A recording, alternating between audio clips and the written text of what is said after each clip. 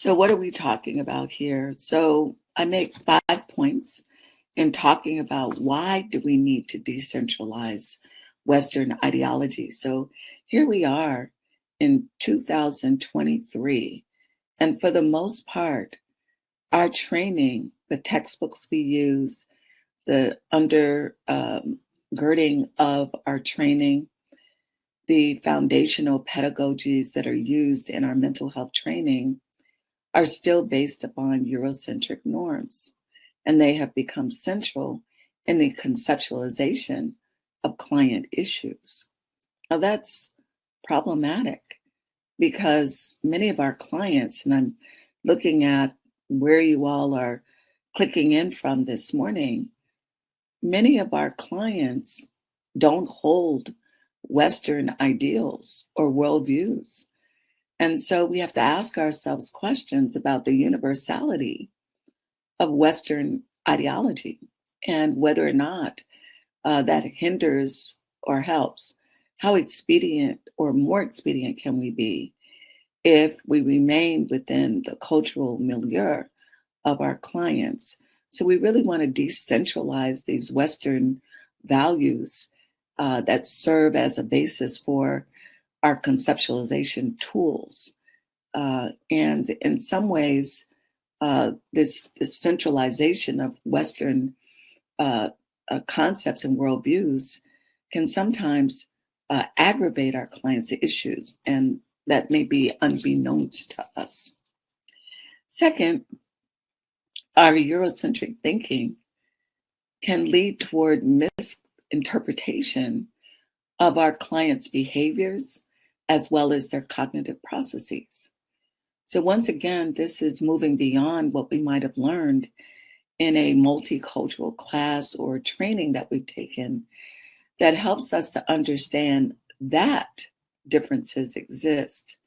Now we need to go beyond that and think about what does that mean in terms of my clinical efficacy? How do we interpret the ways in which our clients respond to us? Are we appropriately interpreting their mannerisms? Are we appropriately interpreting the ways in which they are rationalizing or thinking through, contextualizing their behaviors? How do we incorporate a culture-centered understanding of how our clients present to us? Third, the goals for our overall mental health and well-being are Eurocentrically based. So what that's saying is that when we think about clients who do not espouse Western values, are the goals of mental health the same as they are as listed in our textbooks? Again, we need to question whether or not the values that are the foundation for our training are universal. I say they're not. And so we really do need to think about what does it mean to be mentally healthy from a perspective that is for people of African descent, for people who are coming from and in the Pacific Rim. I've done a lot of work with my colleagues in the Pacific Rim, working in Singapore, China, Japan, Malaysia. And it's very clear that there are different philosophies and ideologies in terms of what does it mean to be well? What are the characteristics of a person who contributes within that society? And there are differences. We have not thought sufficiently about what does that mean in terms of our service delivery in working with clients who do not espouse Western ideologies. So the goals may be very different. Fourth, the clinical tools that we use require that clients first understand and then imitate white client behaviors and thoughts. So this is an outgrowth, really, of this idea that if we know that the goals of mental health are based upon Eurocentric values, then it means that in order for our clients to be compliant in the work that we do, that they need to follow through with interventions that are Eurocentrically based.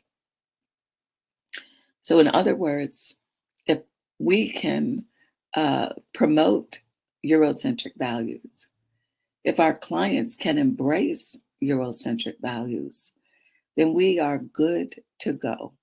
In other words, now we feel comfortable in being able to do the work. So instead of our clients being comfortable within their own cultural values and receiving the assistance that we're going to offer, instead, we waste time first teaching our clients how to be essentially white clients. And once they're on board with that, then we can get the work done. So I say not only is this labor intensive, it also delays and retards the recovery process.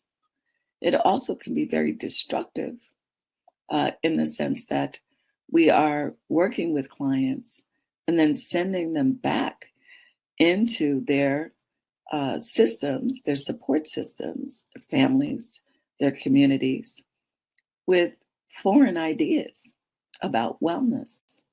This makes it very difficult for the people in their system, their support system, to be able to help them to recover.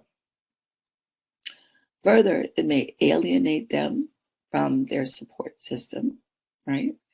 And make it very difficult for them to then be an agent of resilience within their community. So this is problematic, and we haven't really thought enough about this in order to transform the way in which we practice. These are very colonizing concepts.